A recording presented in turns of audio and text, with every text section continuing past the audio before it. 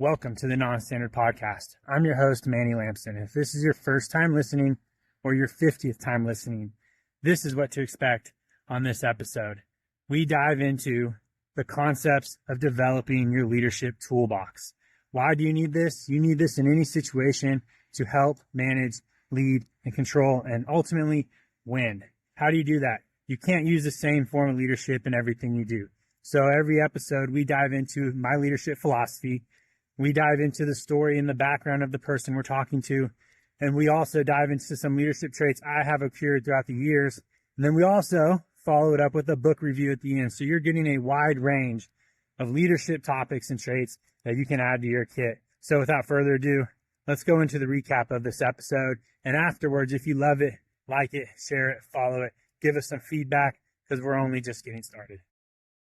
What is up? Welcome back to another episode of the Non-Standard Podcast. I'm your host, Manny Lampson, and I just appreciate y'all giving me some love and support over these past few months as we start this journey. But let's get down into business here. I'm joined today with a friend I met through social media. His name is Caleb Bright. Yes, like it's bright outside. He is a Army recruiter right now, but he's got just a crazy background, man. Joined the Marines in 2002. Got out in 2005, was recalled in 2008. So we talk a lot about just the process of being recalled. I think a lot of us have heard about it, but never met somebody or seen it actually take place. But he was recalled, got a package in the mail with orders, and he showed up with a bunch of people, and they all went and deployed together. And then right after that, the Marines let him go. So he had a break. Then after a few years working civilian jobs, he decided to get back into the military as a guard recruiter and has just been crushing it on that side of the house. So some of the topics we talk about are the new generation, how great they're going to be, what they bring to the fight, and how motivated they are. We talk about leadership traits that he took from the military to the civilian world and how he excelled there. We talk about celebrating people's success. What's crazy is we don't really hit my leadership philosophy until like the end because we're just talking about hardships and heroes and leadership traits that he has accrued throughout his career so far.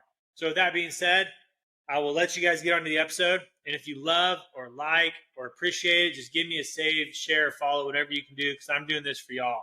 So get your notebook and get ready. All right. I'm glad y'all made it through the intro of this episode because it's going to be, I even talked about today on my story, it's going to be another banger because the way we met was through social media, which is what I really love. Yeah. And I'm a huge fan of getting recruiters on my show for some reason. I think it's because you guys are just so social, right? Like that's your job. Your job is to be social, have an opening office to come into for new recruits to join the military. Like I remember when I went to my recruiting station, oh my gosh. So my story was a recruiter came to my school. He was just an Army recruiter. That's when I was like, well, I think I want to join the military. Told my dad, and he was like, hey, let's look a little bit deeper, because he was in the Air Force. So we went to, I think it was just the recruiter in the nearest town, and they had like their little strip mall area of them. And we went straight to the Air Force One to begin with. And then that's where I took the ASVAB.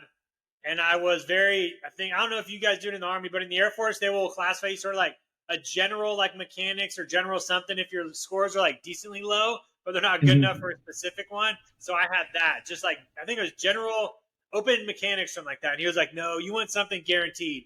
Because if you go in there, you don't know what you're going to get. So that's when we just looked through the guaranteed jobs in the Air Force, which are SEER, PJ, CCT, and TAC-P. And then, so my quick story was, I attempted the PJ, but as soon as I looked at the swim part, I was like, nope, what's like next? And like the next hardest job was SEER. And my recruiter, bless him, was a great guy. Didn't fabricate what a SEER instructor is to get me to enlist. He was like, hey, you're usually hiking in the woods, you're instructing a lot. And I was like, oh, that sounds pretty cool. And so that's what got me in the door. Anyways, I could ramble on a long time about that. Let's get this show on the road. Caleb, my man. We'll start with the 3 H's. For those listening and for those that have not listened, I always start off like this. It's a great intro. Hometown, a couple heroes and a hardship just for people to get to know you and for me to get to know you as well. and then we'll dive into my leadership philosophy, some leadership traits, and usually by then, man, we're at like an hour and time has flown by. Yeah. But I'll stop rambling, man. All you. Yeah. You're going to have to keep me on track on this one because being a recruiter, I can ramble. I can ramble quite a bit. But, so obviously, like I'm Caleb. My last name's Bright. I like to say it, like, especially when I'm on the phone making phone calls. I'm like, yeah, it's bright, like it's bright outside. And usually it'll get some parents laughing and they're like, oh, okay. But yeah, so I'm currently an Army recruiter. I'm stationed out here in Butte, Montana. Been recruiting since 2013. Uh, really like it. But I initially did not join the Army. I initially joined the Marine Corps right out of my senior year. It was right after 9/11 happened.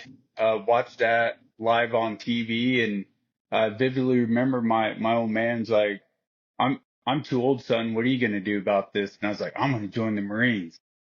And so I joined the Marines, shipped off February of 2002. I did 4 years. I was transportation and did one combat tour in '05. I got out. I was out for a little bit. I was living in Laramie, Wyoming, and I got recalled to go do another tour. It was super awesome fun. I thought that was like a scare tactic recruiters say, like, oh, you Yeah. could be recalled. When I read that in your bio, I was like, I've never heard of this actually happening. I've Yeah, always heard of like you could get recalled, but I've never met somebody that. So like when I read it, I was like, I want to hear a yeah, little bit more. Like, how does this happen? Do they just call you up and you're like sitting like in your house with a beard and hey, we need you. yeah. So I got a official like package with orders and whatnot to go to the main reserve spot there in Kansas City, and I was like, this got to be a joke. This got to be a joke. I was like, no, no, no. And I get there and I'm there with like 150 other dudes. And they're like, yeah, no, you're getting recalled. You guys are going to go do another combat tour. You're going same area that you were the first time. The first time I was based out of Al Assad and we were running missions all the way to the Syrian border and whatnot. And then the second time they sent us out to Fallujah, and then from Fallujah we went to Ramadi. And so I first time covered the entire western sector all the way to Haditha. I was there for Haditha, and then yeah, being there after Fallujah had happened in Ramadi, it was crazy. But my wife, like, it was just like, all right, cool, we're doing this. Like, I'll see you in a year. So like what was the training like? What was it? Was it just like, hey, here's your gear? Like I don't know. Like Oh, do they? it was down dirty. So, have you ever seen Heartbreak Ridge with Clint Eastwood? I've seen it on Netflix. I haven't like sat down and Yeah. like, yeah, physically just like watched it. But So those Kwanzaa huts that they show in the movie, we got sent out to Camp Pendleton, and those Kwanzaa huts are north of where they hold the School of Infantry, and that's where they had us. And then like we got sent to a unit. I think we were at the unit for a couple months, and then it was just, all right, here we go.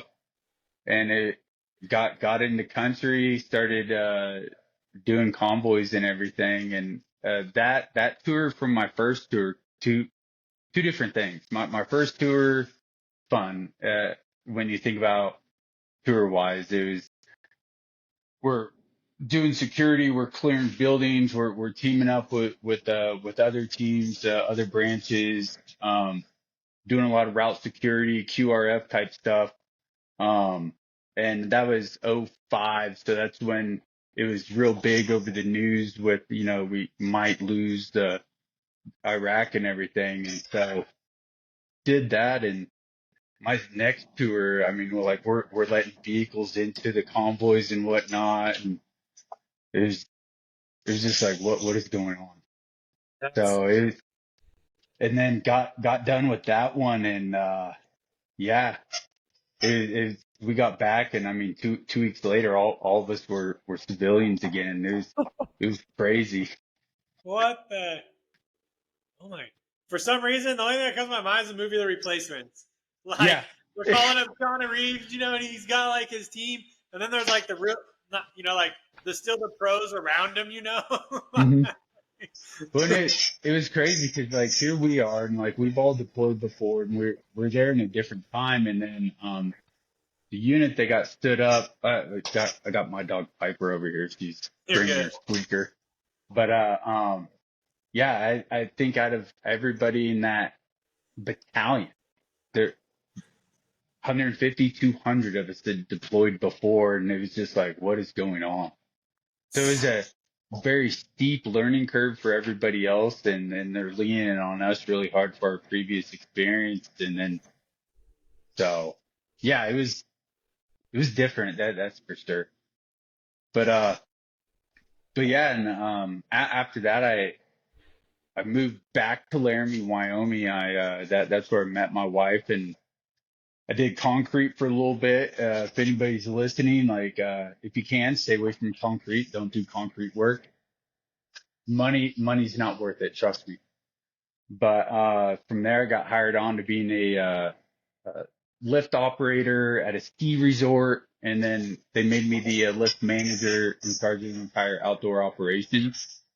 And I'm from Eastern Kansas, and I didn't grow up skiing or snowboarding, snowmobiling, and they're like, "Hey, we're going to make you the manager," and I was like, "Are you sure about that? Like, is this really a smart move here?"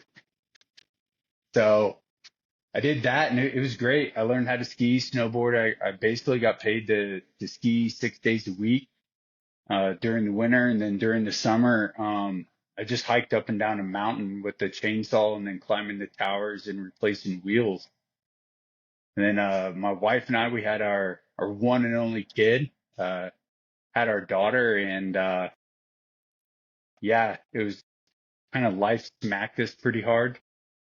So we talked. I went joined the Army Reserve solely for the benefits. After the Marine Corps, I wanted nothing to do with being in ever again. I was done, burnt out, and so did it for the reserves, and that saved us because at that time that was 2009, 2010 when the economy Yeah. just hit the crapper, and so at least I had a little bit of a paycheck, but all of us at the ski area lost our jobs. Like just overnight, the last day was always my birthday, and we found out the day before that we weren't going to have a job.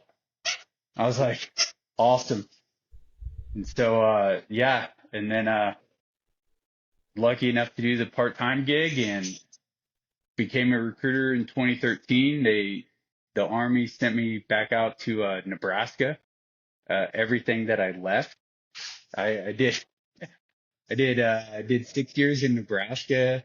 I was in North Platte, and then went to Kearney, took over the Kearney recruiting station. After a couple years there, the Army was like, "Hey, we're going to move you to Grand Island, take over that recruiting station." And then I ended up running that recruiting company for a little while. And then the Army's like, "Hey, you want out of Nebraska?" I was like, "Yeah, 100%." And they're like, "How about Billings, Montana?" I was like, "I'll take it."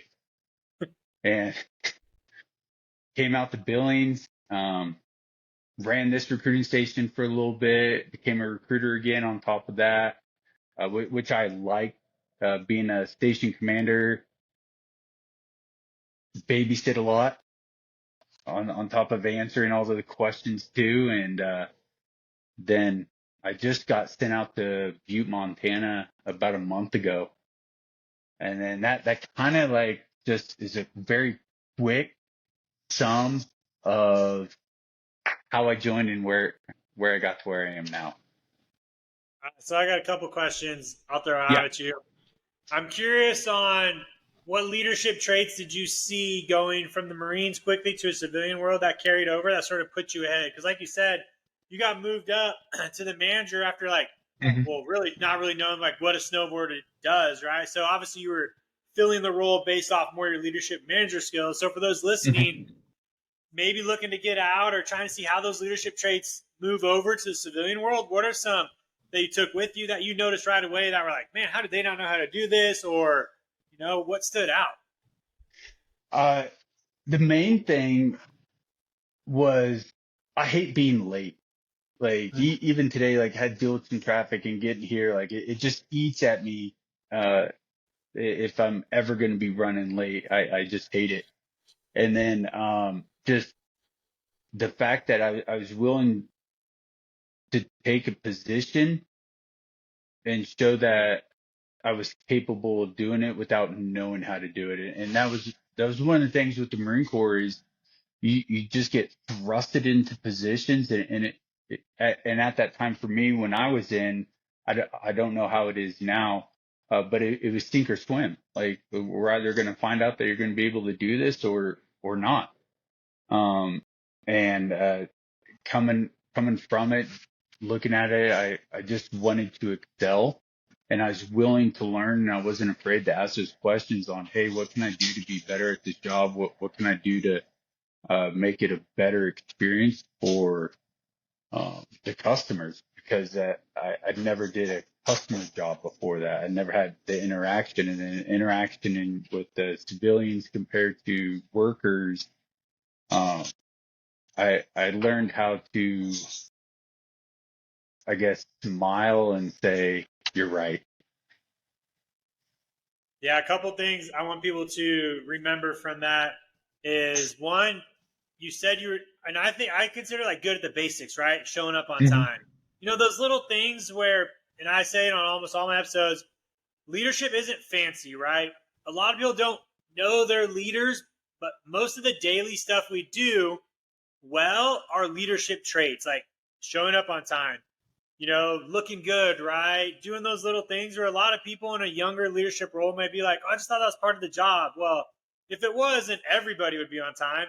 Everybody would work out, but it's Hmm. not. Like it's a leadership trait. So I love how you talk about that. And then the second one I really liked was you took positions not waiting to know like the full position on what to do, right? Yep. So you see this a lot with people making decisions or looking for the next job. They want to make sure they know everything about the job, what it's going to entail, that they know how to do it 100% of the way before they start it. There's a lot of stuff, Hmm. like you only need 60% of the solution, right, to solve a problem, or you learn when you get in the role, not before you get there. So I like how you Yeah. talk about that because that's a huge thing in the military as well. Like I've seen great growth from myself and other young airmen when they're doing things they're uncomfortable at. Because when you do that, you sort of give yourself that slack to make mistakes and learn. Your bosses Oh aren't yeah. necessarily going to expect you to come in know everything. Like that's No. I No. probably would never hire anybody if they were going to know everything like that. I don't know. That'd be weird. Yep. I don't know. Yeah. You're No. not qualified for this job if you know everything. Honestly, like Exactly. so it was great that you talked about you put yourself outside of your comfort zone and you learned as you went, and that's Oh yeah. and and I'm just going to bring it up right now. I had this question for later, but a lot of people consider successful people or people moving up like in a chain lucky or everything's going right or it was easy when in reality, and we see it all the time, the most successful people are the ones that fail the most. They put Oh themselves on the line. Sometimes you don't see it in a lot of those yeah. successful people because they're not they're not comfortable with sharing that, but they need to share it. Like we've seen Oh a lot yeah. of good documentaries now on sports athletes. Kobe has a great one. They're coming out with a lot more of these documentaries showing the struggles of athletes Hmm. because they're understanding like that's what people want to see. I use athletes as a term of success because but it's in other jobs as well. When we've only just seen a lot of this, and I think that was the big thing of it when social media was new, like in the early 2000s, probably the mid 10s. Social media was very much like, look at me, look how I'm doing, look at my Yeah. trophies, look at my accolades. But it's sort of shifting to people showing more of their journeys, showing their struggles, because that's just life. Oh yeah. Yeah. And I wish they get shown more. Yeah, Social media masks so much stuff, and that's why like on mine, like I will like just remind people like, hey, this ain't real. Like what you see me doing and achieving all the time, like that's not every day. Uh, yeah, I I fail a lot just yeah, to like just to get to where I am today. I can't even quantify how much I've failed throughout my life to get to where I am right now and being successful how I am right I think you hit it on the head. I look at the same exact spot. And I don't look at my successes that got me here. It's my failures that got me here. now. Mm-hmm. Like I look at, like my wife doesn't like it when I classify me not getting selected for TACPO as a failure, but to me it was. And I look at that one moment in the past, like I'll say 9 years, and that moment has pushed me further right now than probably, let's just say, some successes of dropping bombs in combat, right? Or doing these other things I've done. Like that has made me better and more successful than a lot of other things. And yeah. Well, that's the thing. I think the harder the failure, like looking back, the harder that failure is, and the harder you just hit bottom. If mentally you can do it, and you're there mentally, you got the strength to do it, like you'll bounce back so much harder and so much better. And I mean that, like my hardships, like I'm open and raw about it now. Like I'm younger me, yeah, I would have just kept it all to myself. And it's more that just being open and transparent and trying to be that better example, and giving that better example to like my daughter, and then also to like some of the people that I've helped join, like they sometimes you end up being their father, and you're just like, all right, I got 15 kids now, here we go. Yeah. But you brought up some great stuff too. And what was I gonna say? You were talking about shoot this. Obviously, leading by example by showing that. It brought up a conversation I had with my son a couple of nights ago, and it was pretty deep. So he's just having a hard time reading in class, and he opened up to me and he was like, "Dad, I feel like I'm just not the best reader, And I was like, "Hey, man, like it's okay to not be the best or to like mess up, That was the first time I told him that night about how I felt failing out of TAC B. I was like, "Hey, dude, like we all fail, man. Like when I failed the TAC B, it was like goal crushing, man. And I bounced back, I got better." And he was sort of like, "Okay." And dang it, man, it's gonna come back to me in a little bit. But you're talking about your hardships. Anyways, yeah, we'll just keep rolling, and I'll throw it in there when it comes back. But yeah, just being vocal about it. Oh, I think what I wanted to cover was, a lot of people that have started following me have only seen like what I look like now. Right now I'm in the best shape of my life, so I think I look pretty good. And so it's great when I get people, and it's great when I get people to see me now. But I'm always just like, man, where were you guys like 3 years ago when I was like an average person, 217 pounds, drinking throughout the night, we're you guys don't know that. So I try to show it every now and then and talk. I haven't talked about it as much, but that's why I love doing my podcast, because I talk about it more on my podcast. Like every now and then I'll throw in like, hey, not flying for 2 years was sort of a choice I made, which before I always tried to keep it hidden in the flying community, where I was like, I can't tell anybody I don't want to fly, or I'm trying not to fly because I'll get shunned or whatever. But like that was a choice I made, and it got me to do some different things, and really just made me a better leader because I was able to focus on other things. And so I've just learned, just like you, like it is hard to talk about, but it just resonates because people resonate with it. Many, and that's why I love having people on my podcast, because a lot of people I'll get, and I'm pretty sure you're thinking the same thing, like, oh, I don't, like I've never been on a podcast, I don't have like a crazy story, but everybody has a story. Everybody, and they may not think it, but sometimes when you just talk about it, you sort of go, oh, like, yeah, okay, like that was good, like I did, like work hard from there and do that. But yeah, so let's dive into, we'll dive into your hero, because your hero's a great one. I think it's one everybody needs to hear over and over and over again. Yeah. So yeah. So my heroes, I have two. My first one, without a shadow of doubt, it's my dad. He exemplified what it is to just grind and hustle and just do everything in your power to make sure you're able to provide for your family, and that they have a great life as best as you're able to provide. And then just what, like the amount that he sacrificed. I mean, a lot of people, they're like, oh, I got to do this and this and this. Well, my time with my dad was working at a donut shop. He bought a donut shop, him and my mom did, and he worked nights. And so my time with him was going in after school and working. And then get back from football games, stop in the donut shop. At the time, I didn't want to hear everything he had to say. And now I'm just like, thank you. I wish more of like the shortfalls got pointed out, but I can understand why they weren't, because looking back now as a parent myself, I'm like, you don't want to be like, oh, well, you also did this and this and this and this, and you could have been better at this and this and this and this. But yeah, so work ethic wise, that grind, that don't give up, that always just keep striving for something better. I got that from it.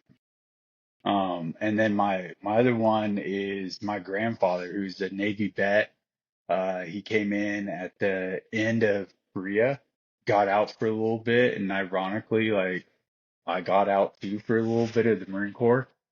And then he came back in and was there for right there at the beginning of Vietnam, and got out again. And that was my main influence that kind of like steered me towards the military. Um, I had other family members that were in, but I knew him best, and I was just like, he seems super proud of everything that he's done and is able to say he did this, and I want that too. And so that was in between those two, really just pushed me to be where I am. Yeah, the more I get great people like you on that talk about their heroes. Now, I think you hinted a little bit too. Did you notice some of this when you were younger? As far as like, when did you start to realize out in your life what he did and that work ethic? When did it click to you? Like, oh dang, he was grinding, he was busting his butt. Like what? Um, it was more so towards the end of high school. Okay. Towards the end of high school, that's when it really started dawning on me. Because when you're younger, you're just a little bit Yeah. more selfish about it. And yeah, it was yeah, towards the end of high school, that's when, especially when I would start working longer, where I would, my Friday night, if I didn't have football going on, I didn't have a choice. If people didn't show up, he's like, come on, you're working tonight with me. And then just seeing it, where I vividly remember it, it was right before spring break. I had plans. I saved up money. I was going to go out and just go party it up on spring break with my buddies, and everybody quit. Everybody quit. And he's like, you can't go on spring break. You're going to come work. Everybody quit. I don't have a choice. I need you. And so, yeah, I mean, him and I were working from like 8 o'clock at night, till about noon. And then that's what I did for my entire spring break. And just seeing how much I thought I was doing, and then I would turn around and look at him, and he'd be like, "Hey, you got an hour in between this and this. Go into the office and take a nap." But he'd be out there still like pounding 50 to 100 pounds worth of dough, um, and just kept going. And then he'd get off work and then go spend time with his wife, my mom, and then make sure to spend time with her, talk to my little brother. And then that is really around that time where I was like, damn, Grinding. yeah, just nonstop. Yeah, I think for So, me it was way later, only because I've been just so ingrained in the military since after high school. Like I I didn't notice leadership or any of that because I was just always just moving, doing stuff mhm. until obviously my kids, and then this like recent shift I've had in my life where I've learned about leadership. A lot of the stuff I go, I was like, oh, that's what he was doing. That's what he was doing. Like very similar to what you had in high school. Like my dad worked at a tire store, Les Schwab. I don't know if you're familiar with. You might be familiar with Yeah. it over in Montana. Yeah. Hmm. But he worked there for 20 plus years, retired as a manager. And I worked a little bit there for him my senior year. But I remember vivid memories of our time where he'd be like, hey, I need to go to another smaller town like 2 hours away. Do you want to drive with me? And just sit in the truck and hang out. And that was like our time, like just these just long drives listening to country music. On a like Saturday, we have to go store to store because you have to go talk to a manager. And then, it's just cool because every time you guys talk about it, I'm like, yeah, that's what he was doing. He was, and I didn't realize it, but he was doing Yeah. the same thing. He was working during the day. He'd come home, like there wasn't, and the reason I see it a lot now is because I think I mentioned on my last episode, fatherhood has changed a little bit since we grew up since our fathers were like, our fathers were very much like a boss, right? To us, Yep. they'd come home, they'd work till 6 or 7, or in your case, your dad worked nights, but anyways, they'd Yeah. work, come home, probably feed, eat, and then sleep. There wasn't like that close friendship bond that you had. No. Now it's a lot different. Like my son, is I say my best friend, and so it's a different shift of mindset between fathers and sons. But I see a lot of it when it comes to when I have to do sort of my dad did, if I come home from a long day and all I can do is eat, sleep, I sort of go, man, my dad did this for 18 years, when I was in school. And, he could only make it to sports practices or games, and so it's good. Yeah. Yeah. No, it was, yeah. I remember growing up, it was, I don't care if you like me or not. That's not my job. I'm your dad. I'm your father. I'm to make you into a productive member of society. And if I've done that, then I did a good job. And after you're grown and you move out of my house and you're living on your own, then we can be friends. And so, I used to always laugh about it. And then I'm like, that makes a lot of sense. I know. There are definitely times my son right now, it's like, and I think it's a hard battle now is this new generation of fathers, where you're the friend, but then you have to be the hard, strict dad. And, sometimes, and I've told him quite a bit, I'm like, hey, dude, like, I'm your bro. But we still have that relationship where, like, if the hammer has to drop, he's like, yes, sir, like, Yep. I will go do this. He's not like, what's up, bro? Why you calling out? Why you calling me out? I know. Oh man, should we jump into the hardships? Yeah. So typing it out is one thing. Talking about it, yeah, it's another thing. So, like I said earlier, my hardships are mine alone. I'm sure people have similar ones. But I got a couple, and the reason why I chose these is because again, like I talked about the failure and how the hardest failures, if you can be mentally resilient enough for it, mentally strong enough for it, like you can bounce back so much better.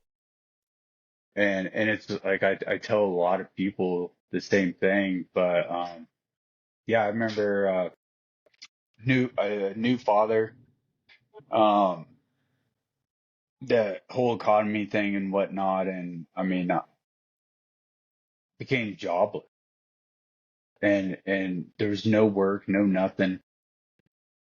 And then with the new family, just struggling, figuring out how I was going to provide for my wife and then provide for this like newborn child that, just can't live off the top ramen noodle, but her dad can. And so, I ended up selling almost everything I own. And we were, when I say a heartbeat away, I mean, we were a day away, 2 days away from having to move into the truck. And that was going to be our house. And luckily, the situation changed. We got an opportunity. Her parents reached out and we were able to go and stay there. And even then, I mean, the only income I had coming in at that time was the Army Reserve that 1 week in a month. And then over in Cheyenne, just spent months looking for work. And I think it might have been 3, 4 months before I finally even landed a job. And that was that was just a different struggle where you're trying, and nothing's coming about it. And your only care at that time was like, how am I going to keep these two fed and a roof over their head? Because again, like I could live off, I could eat two or one times a day. Like it was no biggie, but it was like, oh, I can't have my kid like formula expensive, diapers expensive.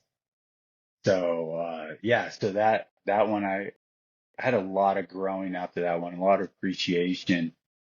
Um, and then, another one was after I got out of the Marine Corps the first time. That was 2005, end of 2005, 2006. And at that time, like transitioning out is not like it is right now for any of the branches Yeah. whatsoever. Like you transitioned out then, and it doesn't really matter what branch, like you're kind of on your own, Yeah.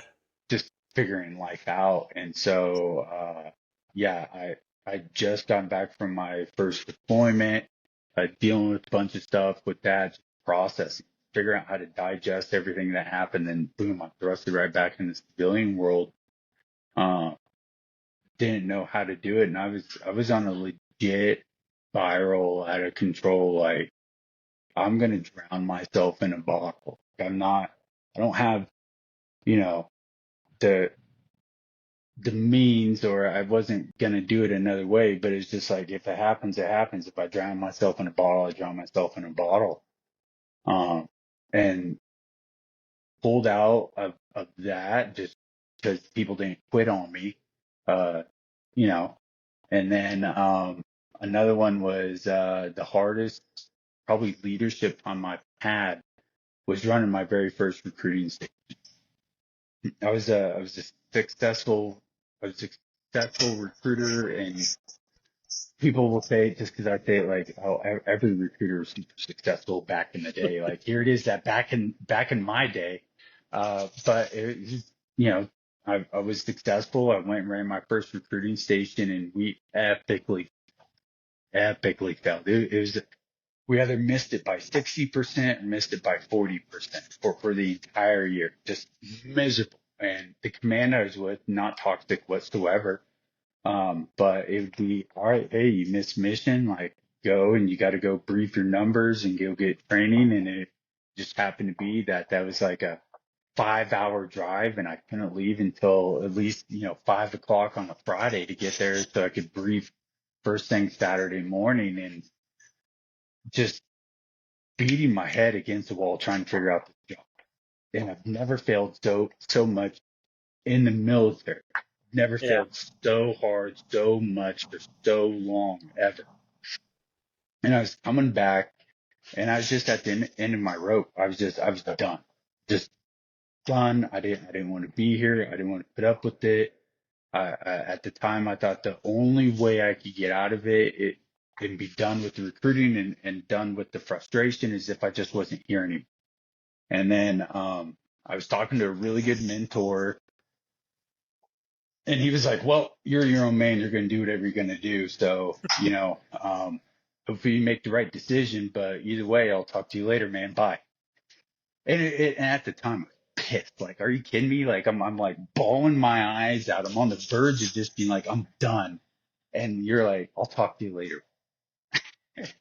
And that honestly brought me to a realization of just, screw it. Yeah, like once that flipped head, screw it. What they're gonna do to me? Fire me? Okay, cool. And then after that, everything was good. We started making mission.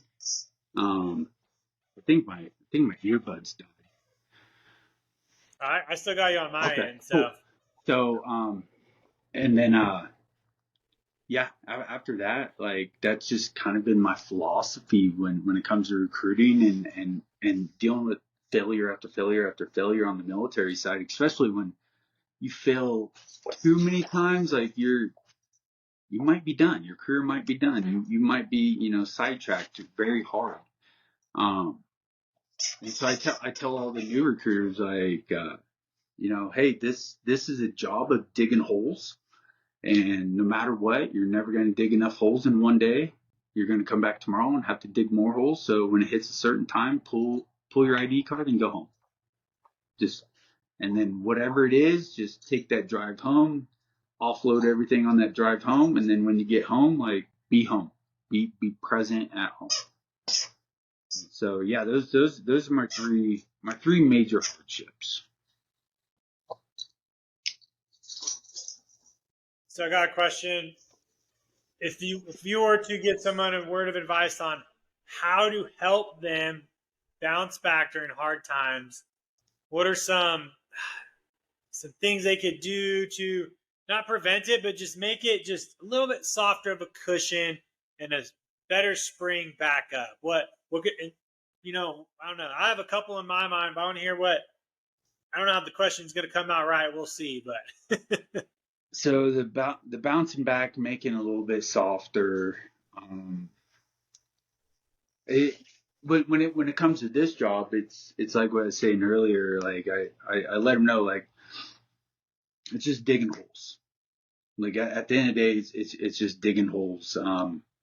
You're gonna get told no more than you've ever been told in your life. You can do everything right, and still not make your mission. It's one of the most frustrating things in the world. And just let them know from the get-go, hey, this is how it is. And then, like, when you can see stuff happening, it's kind of like, all right, cool. Hey, let's process this real quick. Let's not do what I did and keep it all in. Let's process this, kind of figure out what we can do, maybe mitigate something here or there, or at least be able to be like, okay, this is just part of the job. I gotta let this go. The other stuff, that's I don't know how to make those blows any softer, to be honest.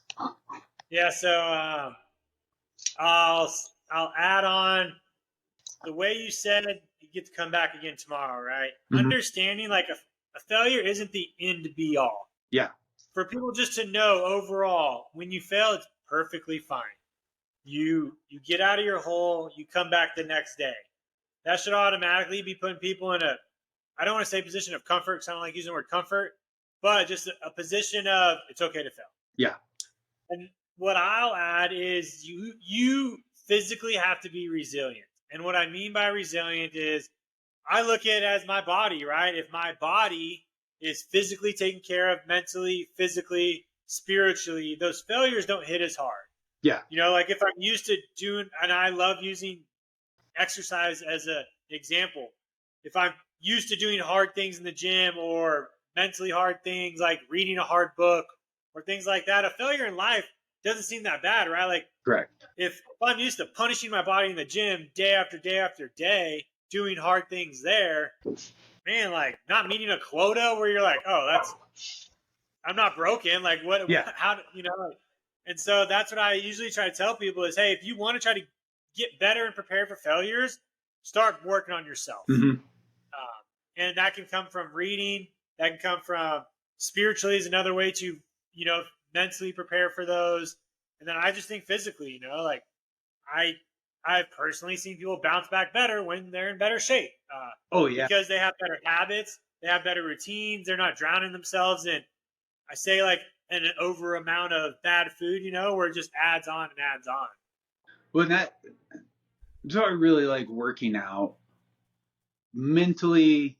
Like I wish a lot of people would understand it, that going out, working out, going for a run, or even a walk, a rock, whatever it is, mentally you're just clearer. You just feel better. I know a lot of people don't believe it, and that's fine. You don't have to believe it, but that, and then the reward that comes with it, like I can sit there and be like, I earned all this.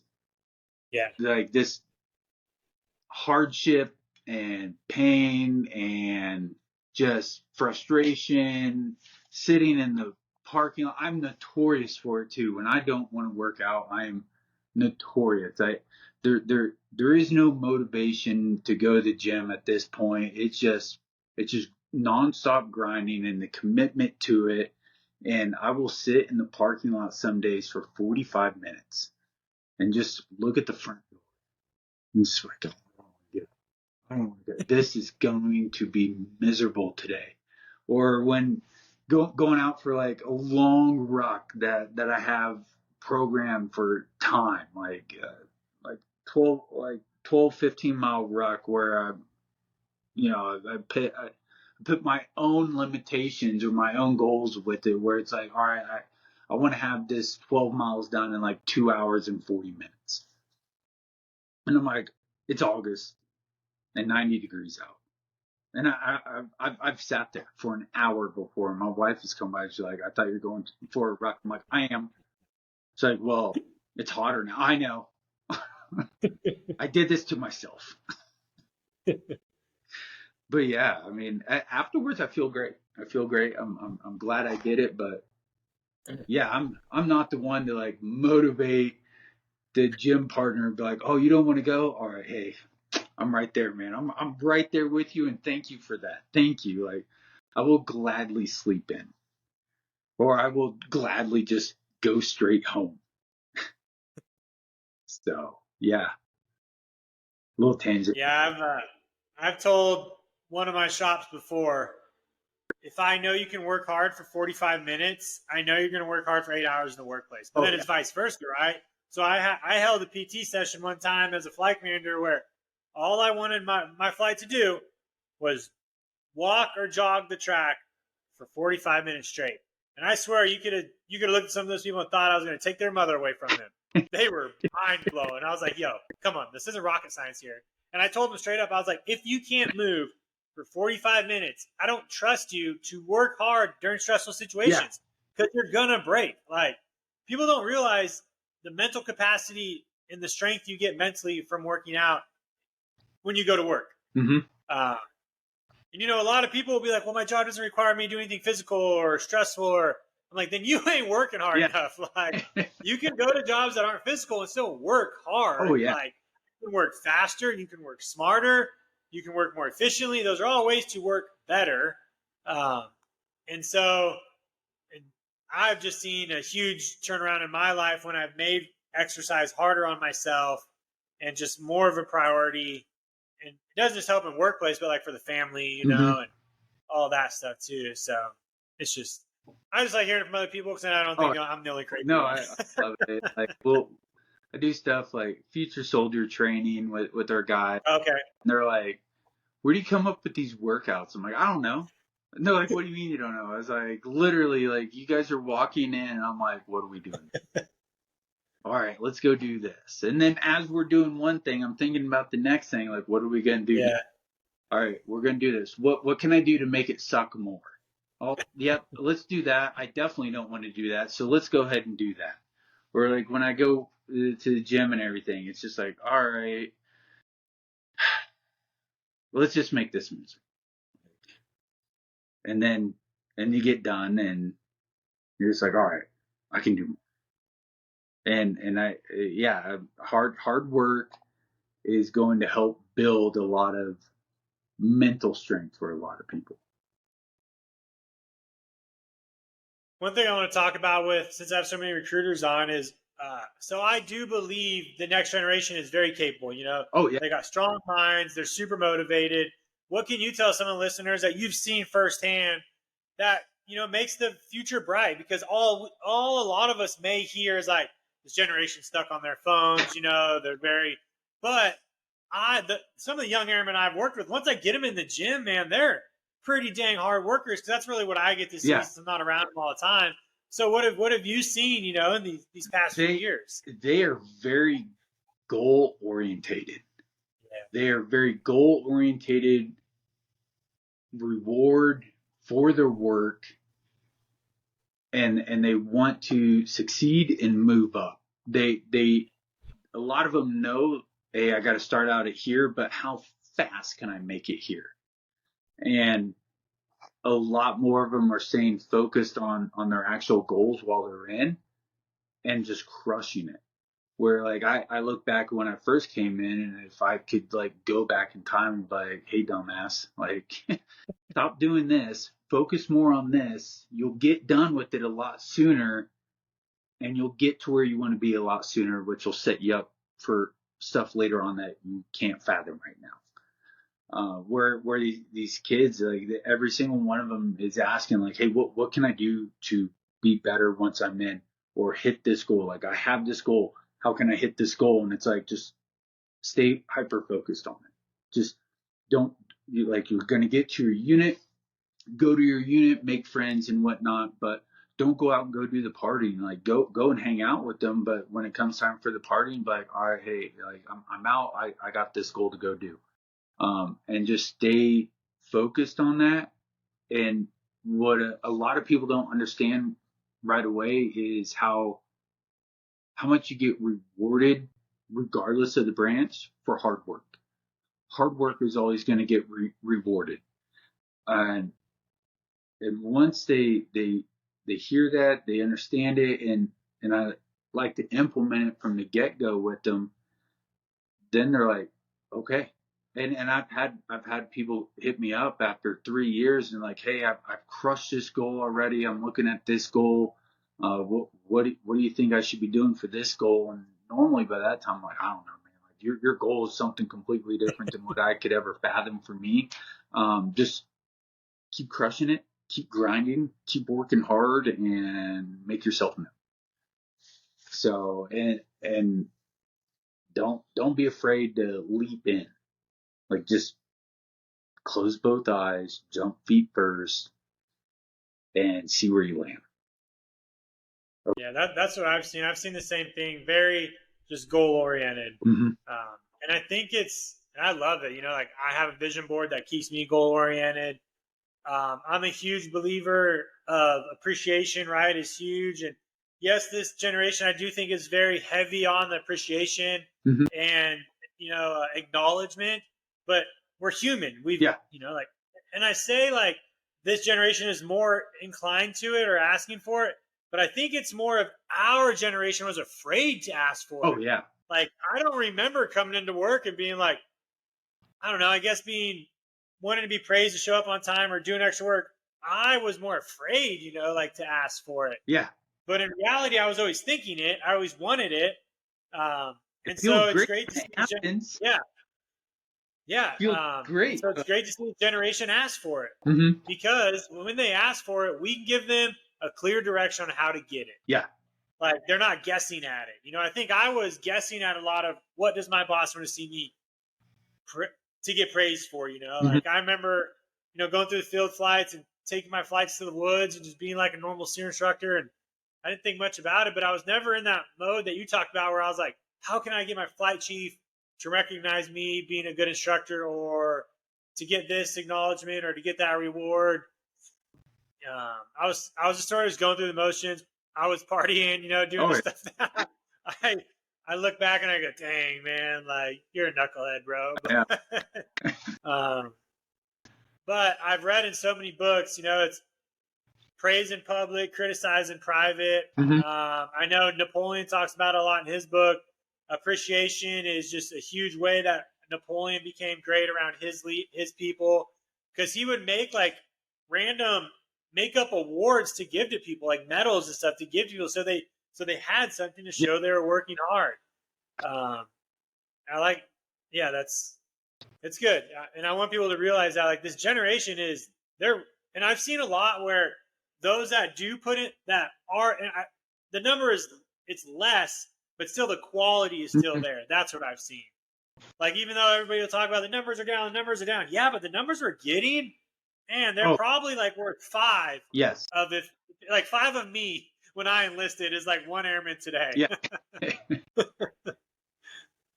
And so, yeah, because I've worked with some great ones here on base, and every time I see one or I talk to them or I just get to know them, right? Like that's a huge philosophy of mine is, dude, just get to know people, and you'll be shocked that they want to put in the hard work. Oh yeah, yeah, they do, and I think our generation, if they just kind of take a step back and just observe the new generation instead of just criticize the new generation, I think they'll be very surprised at the caliber of soldier, airman, sailor, marine that they have. All right, we're at minute 52. I don't know if I want to.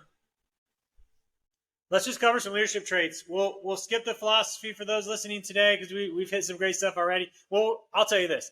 It's no secret. What we've already talked about covers my leadership philosophy. We've talked about lead by example. Mm-hmm. We've already talked about that. We've talked about building relationships based off trust and care. We've talked about building relationships. We talked about being selfless. Like you talked about, I talked about it. Hey, to help others, you have to help yourself. Yeah. Hands down, period.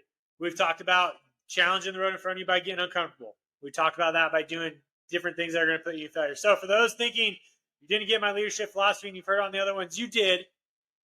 We subtly threw them in there. But looking at my leadership traits, what do you got? And then I got a couple I want to throw out as well that are some new ones that caught your attention.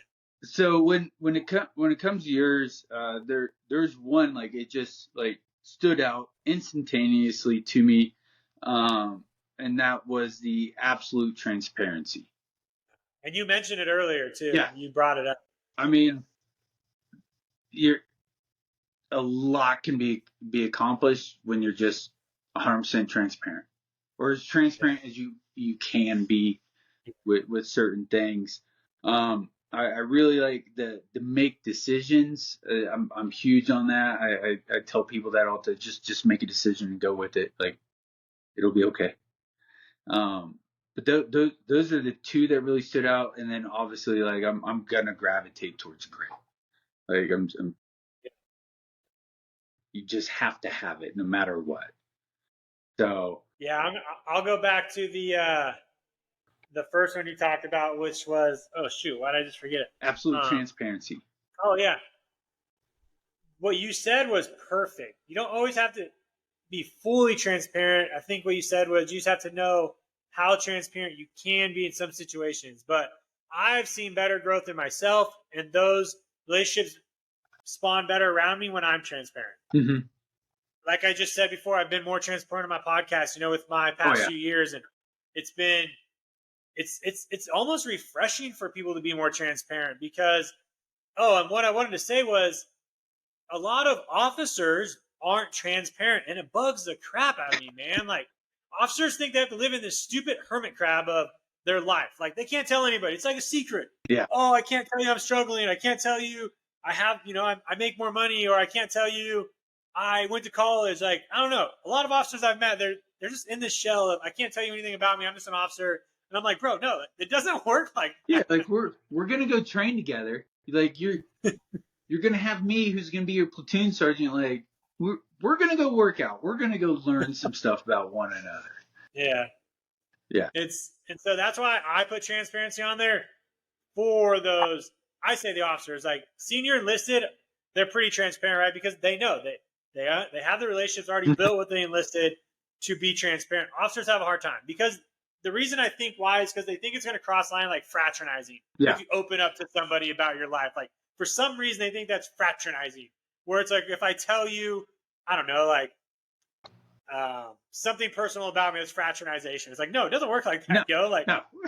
I have more airman friends than I do officer friends. Like my closest friends right now, like every time I have feedback with my commanders, there's like this line on our OPB feedback that says mentors. Yeah. And I always put none because I don't have any officer mentors. I have airman friends, and I always have to put in there like in like this parentheses, like don't worry, I'm not fraternizing. But my closest friends are airmen. Like Columba, he's an Army, enlisted guy. Mm-hmm. Gonzo, it's staff sergeant. All these guys I'm friends with are enlisted, and it's because I've been transparent. We've built relationships. Yeah, we have more in common, and that's why I love transparency. Oh yeah, and we've already hit it so much with social media, and that's why I'm big on social media. Like I've seen more and more officers get on social media, which is good, but I don't think they're as transparent as they can be because a lot of the officers I've seen on social media have been very like niche-y on just like funny videos, things like that. Not as much opened up social media. Yep. And then the second one you talked about was the make decisions. Yeah. Yeah. That's just, we saw it in your transition to that job and becoming a manager. I'm pretty sure making decisions is what got you that job, because making decisions to me is probably the hardest thing for a young leader. Yeah. I think this generation does have a harder time making decisions compared to when we were just like out there young, and I say young and dumb, making decisions. Oh yeah. Cause I let them know, like, it doesn't matter. Like when you're first starting out, you first get your first, like, you become a non-commissioned officer or your fresh lieutenant and whatnot. Like, just make a decision.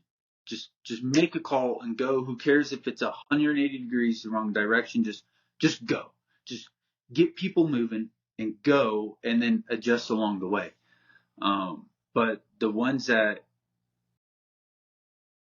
kind of stagnate out, too afraid. They're too afraid of that failure part, instead of just being like, all right, it is what it is, and not understanding fully that when you're young in your leadership, you're young non-commissioned officer, or young officer, like, you are expected to fail almost every day, and just learn from it. Just don't make the same mistake.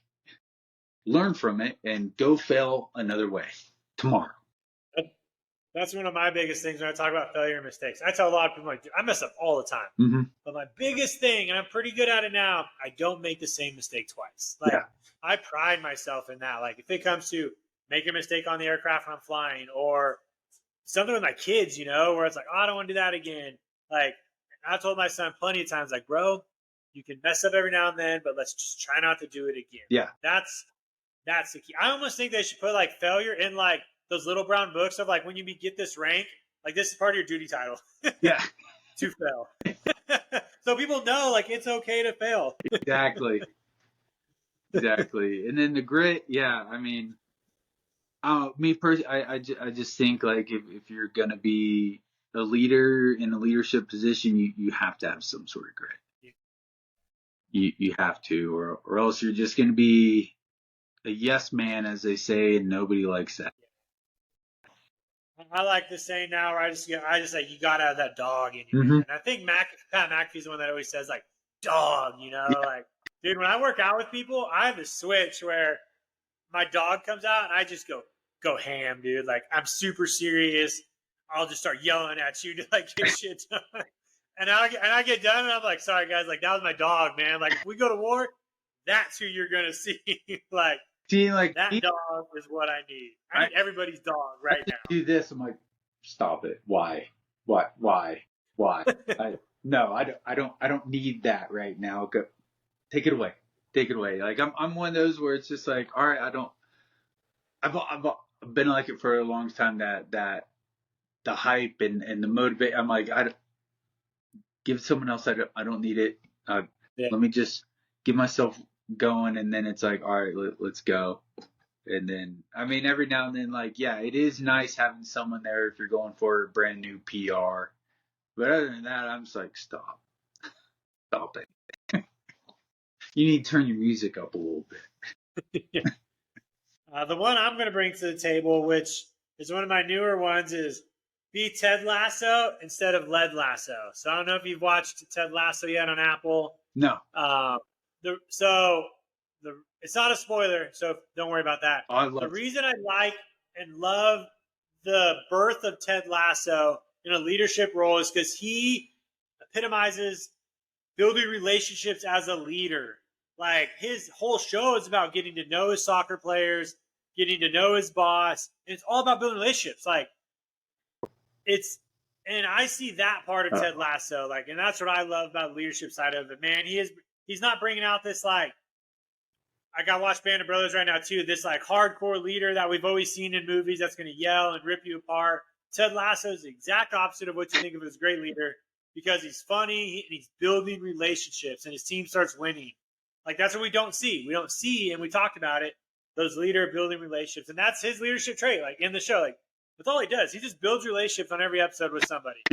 He's obviously very awkward about it because he's like the Michael Scott of The Office. When you watch it, you're just like, what is he doing?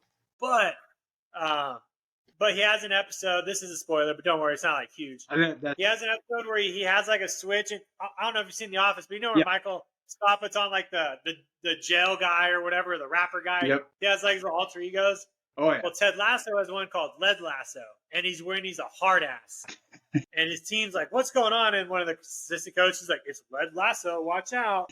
And so that's what I put in my book. I was like, "Be Ted Lasso, not Lead Lasso," because it just shows like you can be a good leader by building relationships, being funny, making friends, and the little pieces fall into place. Oh yeah. And one that I would add on,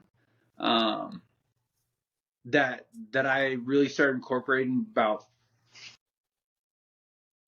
6 years ago, made a pretty big change, is celebrate others' success. Yes. I like my first recruiter I had when I was a station commander. He outranks me now.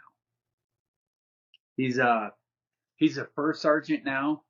And it was probably one of the hardest things I could do for him at the time, where he wanted to convert, and I told him no. I was like, no, you're not doing it. You're not doing it. You're going to go back to the regular Army. You need to grow up and mature a little bit before you do this full time. And he outranks me by one right now. He's the first sergeant right now, and I'm so proud of him on that one, because I told him, I was like, you are going to outrank me in like 5 years. And he's like, I doubt it. And I was like, I don't. And I got a couple other buddies that have made it up to being warrant officers, and I'm just like, awesome. Like seeing them in people that were lower ranking than you pass you for doing the right things, and you encourage them along the way to like, no, go do that. It's gonna suck, but go do it. And then watching them hit that, like I and especially in public, I think it helps that younger generation in that younger ranks be like, oh, okay, so some people do care about what I do in my career. So That's a great one. Yeah, you have to. Yeah. And a lot of people think it's you're not supposed to do it because it's supposed to be like competing with them, right? But you should be celebrating those you're competing with, because it's only going to make you work harder. Yeah. In return. Yep. Yeah, that's a great ad. So to wrap it up, what book did you bring to the table today? So my book that I'm bringing to the table is probably going to catch everybody off guard, because they're probably A, never heard of it, or B, would never think it would be from me. But it's this book called Dunked On, and it's by Bay Forrest.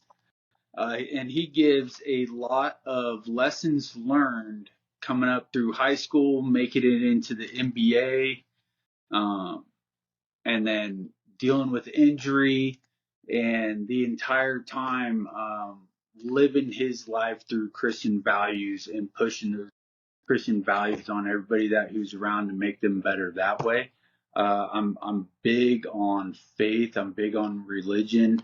And so, yeah, I had the opportunity to meet him, and he handed me his book, and he's like, read it when you get a chance. And it's hard. It's one of those, it's hard to put it down, and you can read it a couple times, but I like his way of dealing with stuff and looking at it, and how that can relate to my life and other people's lives. Yeah, I think religion is huge. I've had it on a couple episodes, and we've talked about it with like, how do you talk about religion in the workplace, right? It's really hard. Yeah. But if you're honest, you have good intent, you're genuine about it, it shouldn't go wrong. No. And so, yeah, I wrote that book down. The one I brought today, it's called Automatic Millionaire by David Bach. So I love reading just books on how to be successful, right? It's a good book so far, super easy to read, like 200 pages. And he just talks about easy ways to save. And his big philosophy in this book is just saving money, how to save money easily throughout the years, which they tell us all in the military. But my wife does a lot of ours, and thank God she did, because I'll talk to her. I'm like, hey, babe, did you know if we do this, And then she's like, that's what your TSP is. I'm like, oh, okay, Yeah. cool. So we're doing that. She's like, that's why you asked me if I could take out this much each page. Okay. Yeah. So I'm doing that. Okay, cool. Exactly. But a good book for those who just want to learn some ways to save money and, easily peasy. There's some good stuff he talks about in there. It's called he talks about the coffee factor, where it's like, hey, if you want to save money, you drink coffee, just cut out a coffee a day. Audio and that'll lag. help save up some money there. Just little things like Automatic Millionaire is what I bring to the table. Super simple read. Just another aspect of life people should be focusing on when it comes to, like everything we've talked about, faith, religion, mental health, wellness, like finance should be up there as well. So, all right, any last parting shots you got? I'm looking forward to this idea that you've started on this podcast. I'm looking forward to this platform just blowing up, like being like Cameron Haynes' podcast or like Joe Rogan's podcast. Like I can't wait to see where this is with how your mind is and your work ethic is, seeing how big you're going to create this thing and how many more different individuals with the ideas and sharing the message that you're going to bring on. I'm pretty excited to see where this goes. Yeah. Yep. Same. But thank you for your time, man. I'll get some info from you after. So if those want to reach out to you, I'll put in the show notes. I'll drop your book in there. And then I don't know if I'll be able to edit it tonight, but it'll be up probably this weekend. So awesome. Sounds good. All right, Caleb, my man, hang out for a couple seconds after, and then that's the wrap. Awesome.